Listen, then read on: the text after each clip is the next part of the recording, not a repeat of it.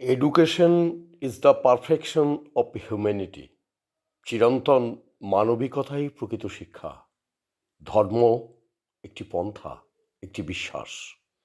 সবাইকেই যে একই পথে চলতে হবে তার তো কোনো বাধ্যবাধকতা নেই। যে যে পন্থাতেই চলুক না কেন, আমাদের সকলের লক্ষ্য তো একটাই, পরম সত্যের উপলব্ধি, সত্যকে জানা, সত্যকে চেনা। সত্যই তো ব্রহ্ম, সত্যই তো ভগবান।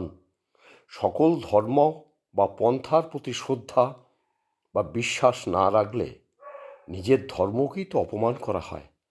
সকলের প্রতি উদার ও ক্ষমার মনোভাব না রাখলে সেই পরম পিতাকে ঘৃণা করা হয়, কারণ তিনিই তো সকলের স্রষ্টা।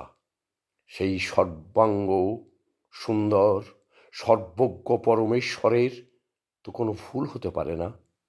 তিনি যখন এত ধর্ম এত পন্থার সৃষ্টি করেছেন, তখন নিশ্চয়ই কোনো না কোনো কারণ আছে। আমাদের জগৎজননী মা শারদেশ্বরী তাই তো পরম যত্নে আমজাদের মতো একজন ডাকাত খুনিকে আদর করে খাইয়েছিলেন। পরে বলেছিলেন, আমি যেমন নরেন হৃদয় বলরামের মা, তেমনি আমি আমজাদেরও মা। আমি যে সকলের মা। মায়ের কাছে ছেলের তো কোনো জাত নাই।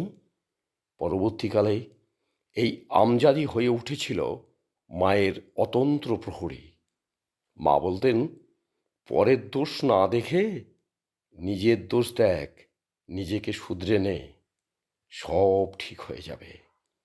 জয় শ্রীরাম কৃষ্ণ, জয় শ্রীরাম কৃষ্ণ, জয় শ্রীরাম কৃষ্ণ। জয় মা শারদেশ্বরী, জয় মা শারদেশ্বরী।